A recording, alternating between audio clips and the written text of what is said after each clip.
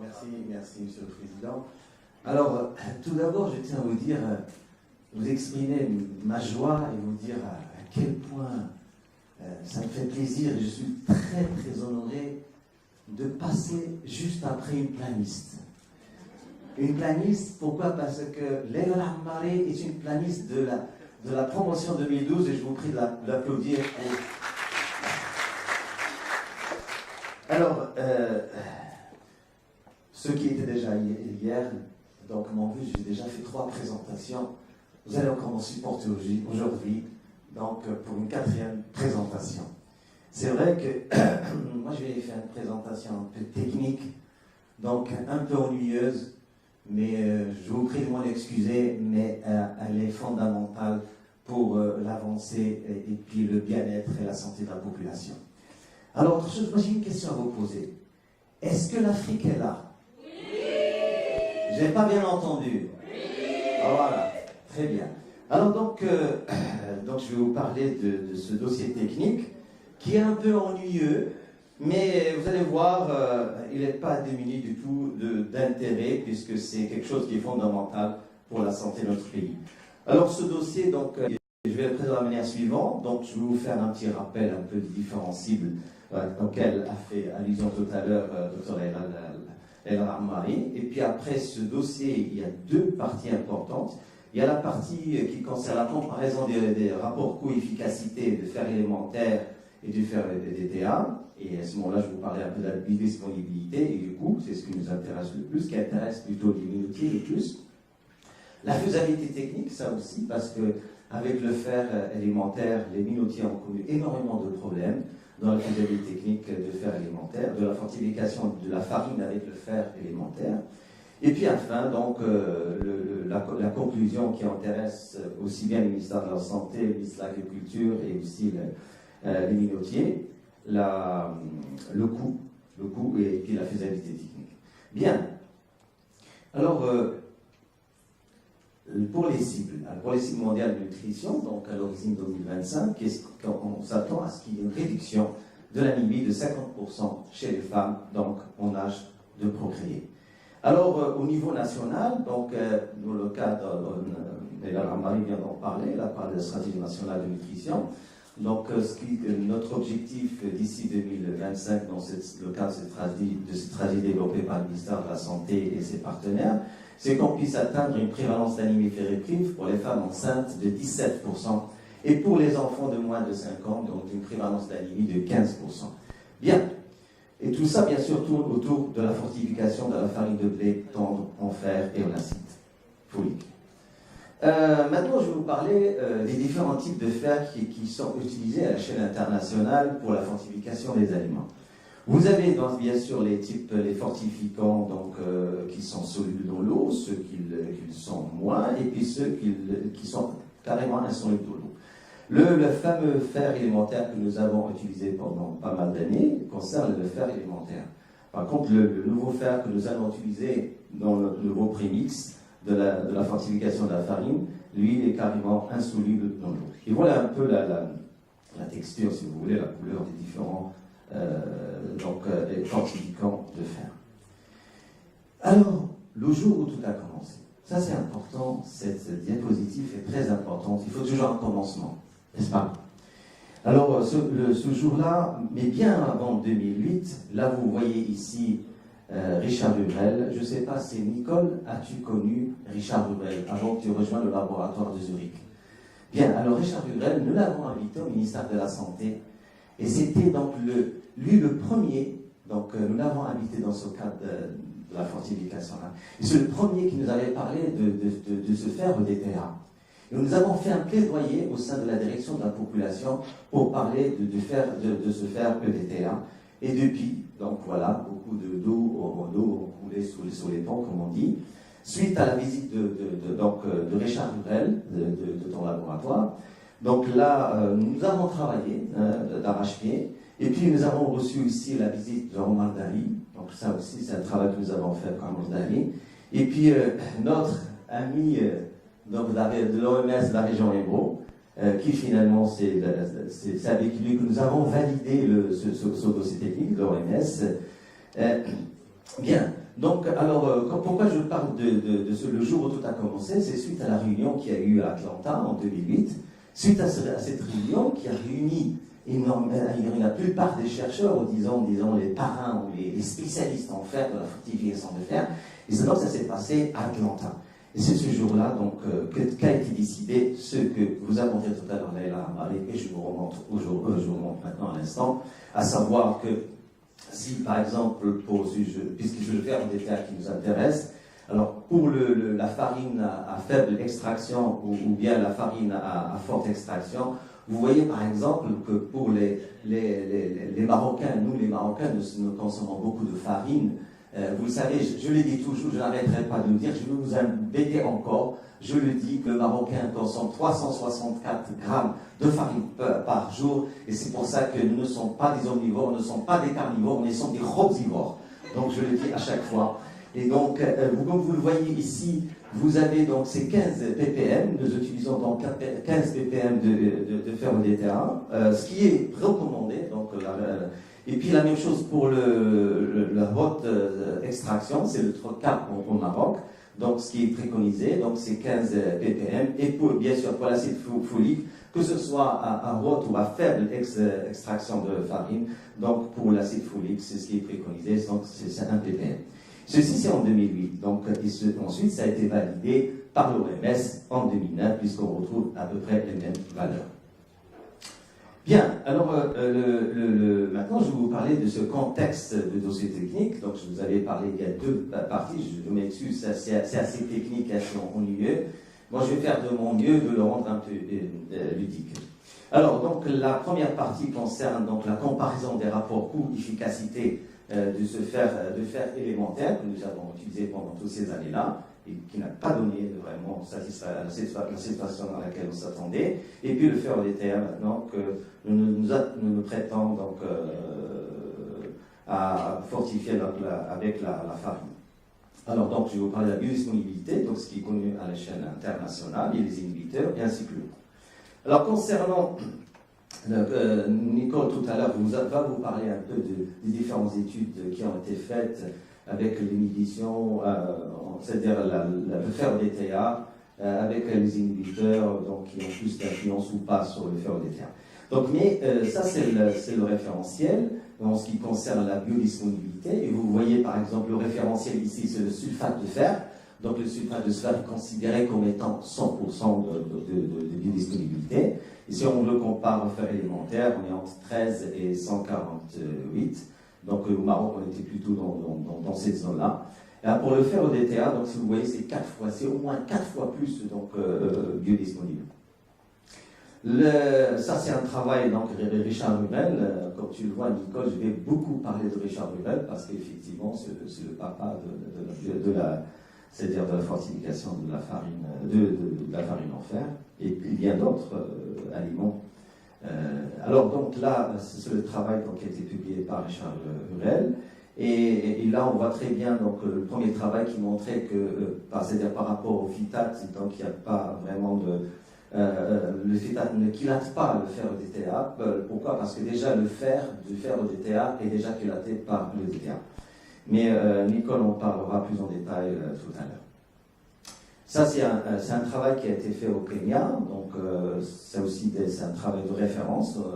Donc c'est un travail qui a été fait au Kenya, sur la fortification, c'est-à-dire sur l'impact de la fortification de la farine de maïs, qui est fortifiée en fer au DTA. Et alors là, ce que vous voyez ici, c'est le placebo, ici c'est avec le fer électrolytique, et puis ici c'est avec le fer EDTA. À 28 ppm, ici à 56 ppm. En rouge, c'est la fin de l'intervention, et là en bleu, c'est le début de l'intervention. Comme vous le voyez, donc, au niveau du placebo, à la fin de l'intervention, il y a une augmentation toujours de l'anémie, c'est-à-dire l'augmentation de la prévalence de l'anémie ferriprive. Pour le fer électrolytique, c'est pareil, donc au bout c'est-à-dire à la fin de l'intervention, donc on observe donc une augmentation de la prévalence de l'anémie ferriprive. Par contre, lorsqu'on utilise le fer DTA, donc on note une nette, pratiquement de 50% inhibition de la prévalence de l'anémie ferriprive. Et plus on augmente donc en quantité de ppm de fer DTA, et plus l'impact est plus important. Ça, c'est un travail donc, qui a été fait, et Nicole détaillera d'autres travaux dans ce sens-là tout à l'heure. Ça, c'est un travail qui a été fait sur les niveaux en Chine, chez les adultes, sur les niveaux d'hémoglobine. Ce que vous voyez ici, c'est le contrôle, donc c'est-à-dire à 0 au début, à 2 mois, et puis à 4 mois, et puis à 6 mois donc, de consommation donc, de farine donc, fortifiée.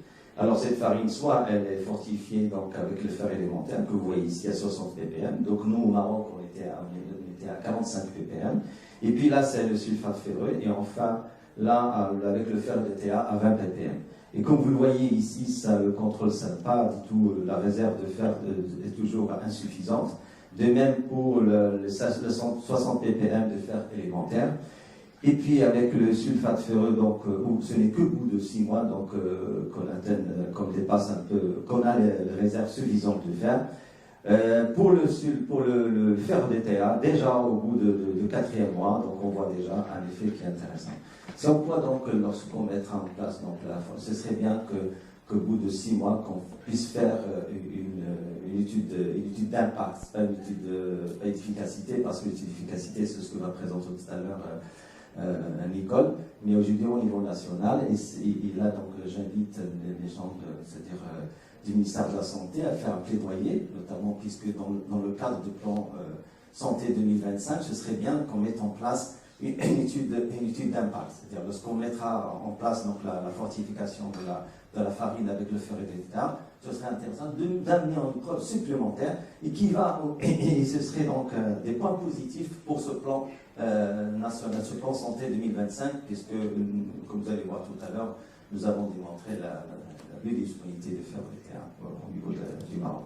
Alors, ça c'est un appel aussi que je vous lance dans ce cadre-là, donc docteur et bien sûr, suivi de la communication. Donc, parce que sans vous, il n'y aura pas de plaidoyer. Voilà.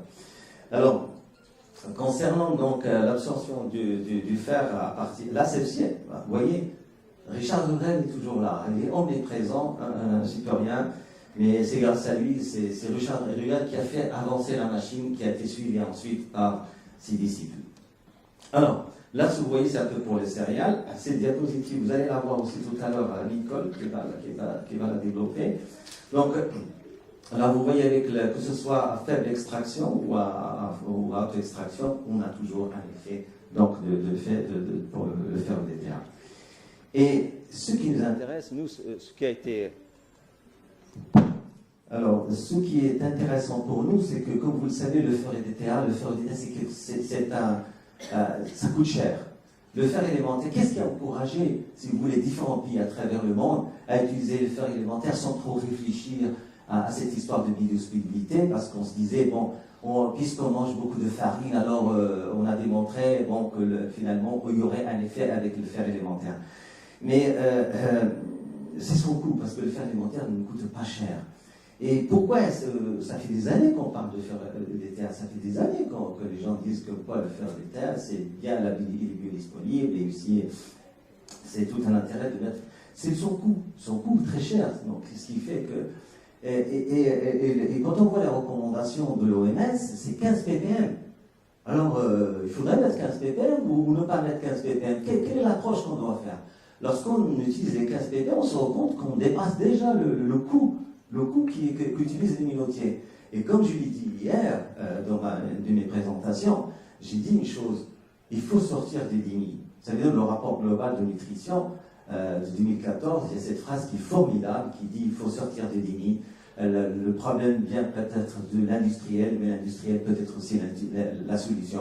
Et c'est pour ça, grâce justement au travail que nous avons travaillé, nous remercions les minotiers qui ont fait un excellent travail et qui nous ont accompagnés dans ce travail-là, et qui était volontaire.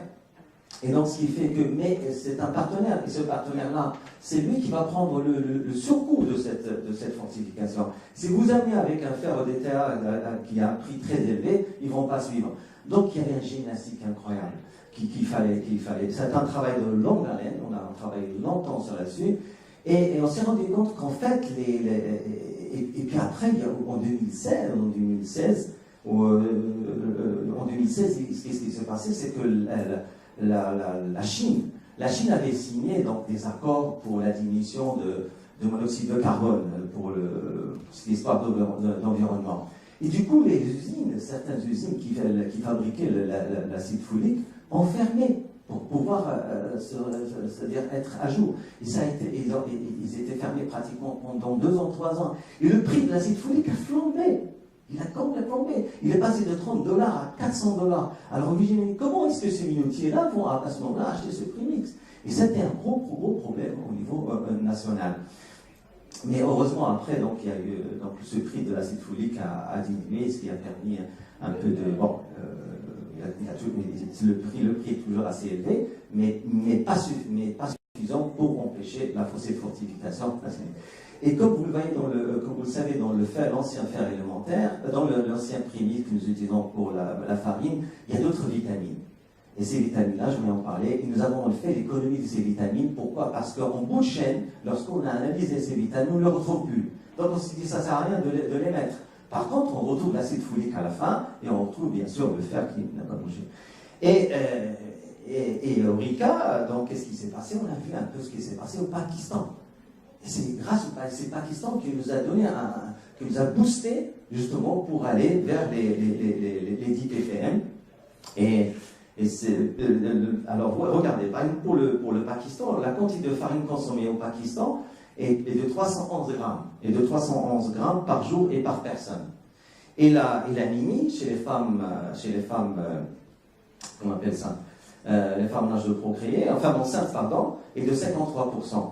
Et puis chez les enfants de moins de 5 ans, il est de 63%.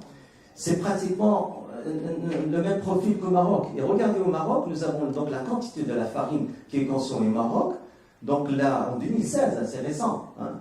Alors comme anecdote, vous savez, en 2004 je pense, vous savez combien on consommait de farine? 364. Et vous savez combien on consomme maintenant en 2016? 364. Mais fidèle, il n'y a pas de problème, hein, ça ne bouge pas. Et donc, ce qui fait donc en 2016, donc, on a un 365 là, par jour et par personne. Et la prévalence de l'anémie à l'échelle nationale pour les femmes enceintes est de 37%. Et pour les enfants de moins de 5 ans, on est à 31%. Donc on est très proche de ce pays-là. Et donc ce pays a mis, c'est l'un des premiers qui a mis en place le 10 ppm. Et nous sommes rentrés donc en contact avec l'OMS et puis j'oublie toujours son nom, Johnson, je ne sais plus. Voilà. Donc pour pouvoir discuter, est-ce qu'il y a une obligation de mettre ces de 15 ppm? Et c'est là que finalement, de fil en aiguille, des discussions après, de réunions après au niveau du ministère et tout, on est arrivé finalement à ce que l'Alliance nationale pour la fortification et la nutrition a approuvé donc les fameux 10 ppm. Et donc, voilà un peu pour vous donner une idée des expériences à l'échelle internationale. Alors, maintenant, le coût. Le coût dont je vous ai parlé tout à l'heure, c'est important. Regardez. 5 ppm, la vitamine B1 et la vitamine B3 et la C. Heureusement, donc, se fasse pratiquement plus, n'est-ce pas? Le coût donc cette folie est passé de 35 donc pratiquement à 400 $. Et c'est et on est ça vous est la même technique donc, tout à l'heure. Et alors le nouveau prémix, vous le voyez, c'est celui-ci, et donc finalement il revient beaucoup moins cher, donc c'est 8 dirhams par tonne et par dose, et c'est ça qui a permis à ce que ce qui a permis aux métiers de nous suivre dans cette aventure. Donc voilà un peu. Alors pourquoi est-ce que ça revient à 30 dirhams hors taxe par kilo? Parce qu'effectivement, il y a aussi des frais de transport, d'analyse. Il y a ça aussi, c'est ça qui ramène un peu le prix au kilo. Donc il n'y a pas que le coût Comme vous le savez, un premix, il n'y a pas que le coût je veux dire, du fortificant, à savoir le fer en détail ou bien l'acide folique, mais il y a aussi la charge qui est prise en compte, il y a aussi les autres frais qui concernent le transport et les analyses. Alors, donc en résumé, donc l'ancien premix c'était 11 dirhams par dose, en 2016 c'était 14,5. Ensuite, lorsque l'acide folique a baissé, le problème, ça fait un effet yo-yo. Hein. Vous avez, on a eu l'acide folique qui a baissé en 2016, et puis après, tout dernièrement, qu'est-ce qu'on a? On a eu la hausse de la vitamine B3. Donc, on n'en sort pas avec ces histoires de vitamines. Donc, finalement, voilà, juste avec l'acide folique et puis le fer DTA, le prix donc, qui a été adopté par l'Alliance nationale de la fortification. Bien, alors maintenant, cette partie dont je vais vous parler, elle est encore plus ennuyeuse. Pour la simple raison que c'est la partie technique, la faisabilité technique. Quoi qu'il y ait un peu de cuisine là-dedans. Quoi qu'il y ait un peu de cuisine, parce que là, pour le pain, comment est-ce qu'on prépare le pain et tout ça, donc vous allez voir. C'est amusant, donc le toucher de la pâte, la préparer et tout. Et croyez-moi, c'est un exercice qu'on a fait à peu près pendant 4 mois. C'était agréable, à tel point qu'en vous parlant maintenant, j'ai encore l'odeur avec la levure. Voilà. Bien, alors, donc là, je vais vous parler donc de cette histoire de faisabilité technique.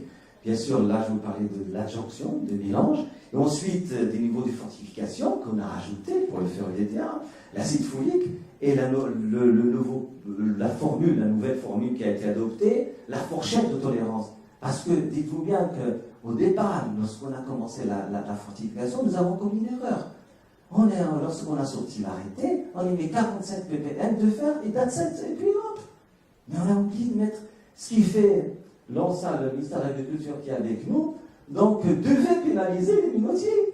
Vous n'avez pas 45, vous payez. Et donc là, ça posait un sacré problème. C'est qu'après qu'on a mis en place la fourchette pour pouvoir permettre aux minotiers de faire. Et cette fois-ci, donc, il faut toujours, comment dirais-je, apprendre de ces erreurs. Et justement, ces erreurs que nous avons commises nous ont servi et nous ont permis de mettre en place rapidement ce dossier technique. Et ce qui fait donc que nous avons développé cette fourchette avec. Je vais en parler après. Ensuite, il y a l'assurance qualité, parce que si vous dépassez une certaine dose, quelle est la procédure pour retirer cette farine du marché? Ça aussi, c'est un travail qui a été fait après avec une approche, bien sûr, juridique. Alors, la faisabilité technique est la suivante. Donc, c'est que nous avons vu que, de point de vue technologique, la fortification de la fer alimentaire est la même. Et la même pour les deux, que ce soit pour le fer électrolytique ou pour le fer DTA, il n'y a pas de problème. Parce qu'on avait un peu peur pour la stabilité organoleptique. Hein, on a amené quelque chose de nouveau, et puis il y a des histoires de le DTA, on entendait à droite, à gauche, peut-être que ça risquait de poser problème au niveau de la stabilité organoleptique.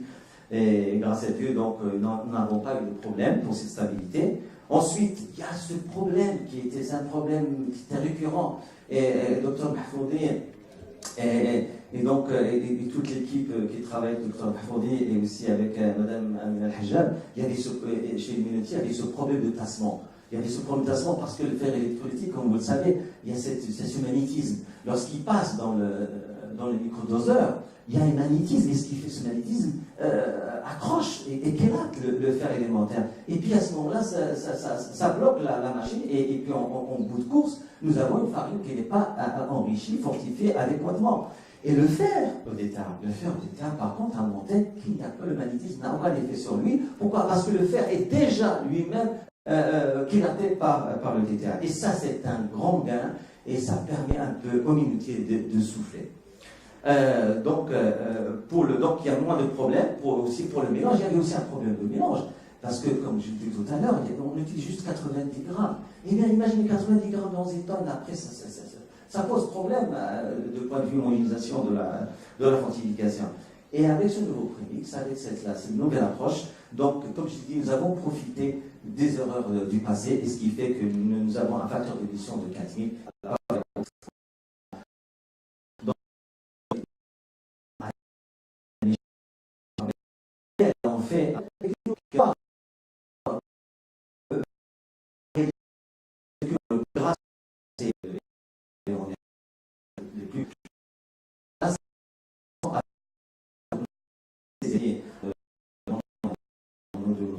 de l'Alliance nationale, et si vous permettez aussi, au nom du ministère de la Santé et du ministère, je remercie ces laboratoires de ces trois ministères industriels et aussi ces laboratoires de l'EFIM qui ont fait un excellent travail. Parce que sans ces gens-là, on n'aurait jamais eu les résultats qu'on a présentés devant l'Alliance nationale de fortification pour la validation de dossier. Et ce qui est intéressant aussi, c'est que les taux de sonde n'ont pas changé. Vous voyez aussi donc le taux d'hydratation est identique. Allez, vraiment, et là, cette histoire de il faudrait que c'est un projet. Alors, c'est important parce que tout est technique. Oui, ça, et cette expression, elle vient ça. Alors, il y a aussi une histoire pour comment on a ce côté technique pesant, j'essaie de le rendre un peu agréable. Donc, si vous voulez, c'est l'histoire de l'élasticité. Alors, c'est tout un travail. Parce que si vous ne réussissez pas l'élasticité de la pâte, eh ben, vous ne réussissez pas, vous n'allez pas obtenir ces pâtes que vous voyez là. Donc, c'est tout un travail, moi, personnellement, que j'ai découvert. Et puis aussi, l'ajout de premix n'a pas du tout modifié la qualité technologique de la farine. Et c'est ce qui explique les tests que nous avons faits auprès de la population. Donc, il n'y a aucune remarque qui concerne le goût ou la couleur. Donc, comme vous le savez, pour le sulfate ferreux, les premiers essais que nous avons faits avec le sulfate ferreux, il y avait un goût métallique, un arrière-goût métallique. C'est pour ça qu'on avait rejeté du tout le sulfate ferreux. Il est pire que ça, c'est qu'il y a dans la farine des petites graines de noirâtre qui apparaissent. Et c'est rejeté tout de suite. Avec le fer de diamant, rien. C'est comme le fer élémentaire. Il n'y a pas d'arrière-goût métallique. Et puis, il y a que parce que le consommateur, quand il prend la farine, vous avez beau lui dire, écoutez, les grains noirs que vous avez, c'est du fer, c'est bon pour votre santé. Il dit, non, ça ne lui prend pas.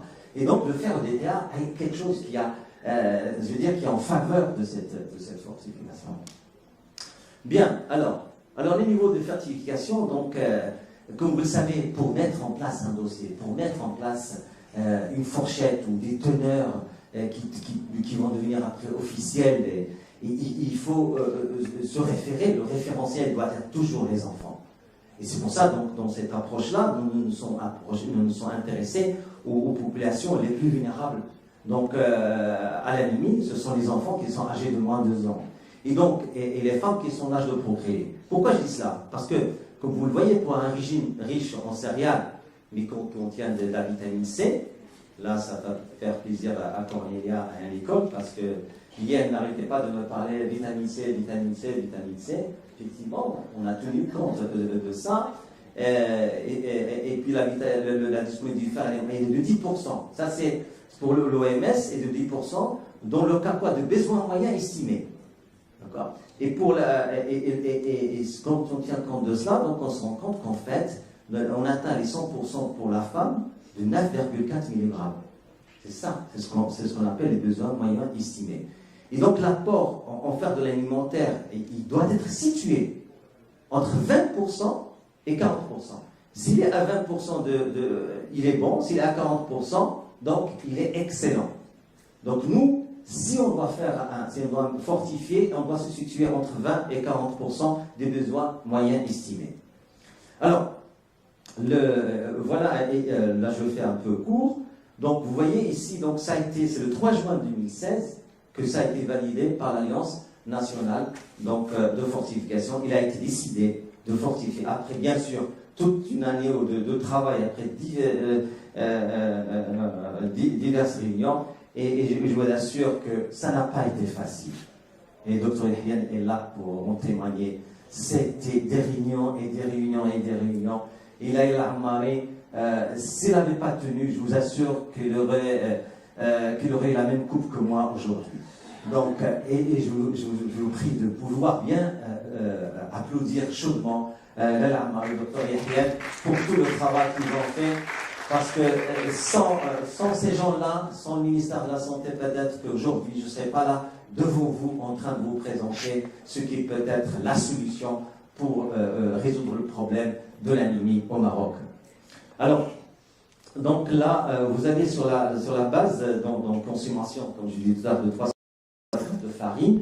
Là, vous avez donc, on a fortifié à 10 ppm de DTA, et l'apport donc est de 3,64 de plus de 3,64 mg par jour, ce qui représente plus de 30%, et comme vous le voyez dans mon ancien diapo, il faut être 20 et 40%. Et dans ce cadre-là, donc on est déjà au-delà des 30, donc on est moyen, et c'est ça que nous avons utilisé donc pour la fortification du nouveau prémix. Et voilà un peu la composition de nouveau prémix. Donc nous sommes à 320 grammes de DTA, 4 grammes d'acide folique et 676 grammes de charge.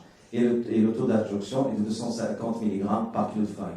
Donc c'est un travail donc, qui a été validé par l'OMS et aussi par Johnson. Et suite à cela, donc après la validation bien sûr par l'Alliance nationale et par l'OMS, donc le ministère de la Santé a donné, et bien sûr le ministère de l'Agriculture a donné son feu vert donc pour ça. Alors pour la fourchette, la fameuse fourchette de tolérance, cette fourchette de tolérance, elle est capitale pour le minotier. Si un minotier n'a pas, pourquoi? Parce que s'il n'a pas cette fourchette de tolérance, donc l'ANSA doit se baser sur cette fourchette pour pouvoir dire que que la farine est correctement fortifiée ou pas. Et donc là, là, comme vous le voyez ici, donc là, ici c'est la teneur en fer dans la farine qui est enrichie. Ça c'est la valeur moyenne de 24, et puis la valeur maximale est de 49. Ici c'est la farine qui n'est pas du tout enrichie, c'est ce qui est résiduel, c'est-à-dire dans la farine on trouve à peu près sans fortification. Donc la farine déjà non fortifiée, il y a un truc résiduel, donc la farine fer résiduel de 14 mg par kilo. Et puis là, le maximum qu'on trouve, on arrive des fois jusqu'à 27%. Et j'attire votre attention sur le coefficient de variation. Regardez ce coefficient de variation et regardez ce coefficient de variation. Donc,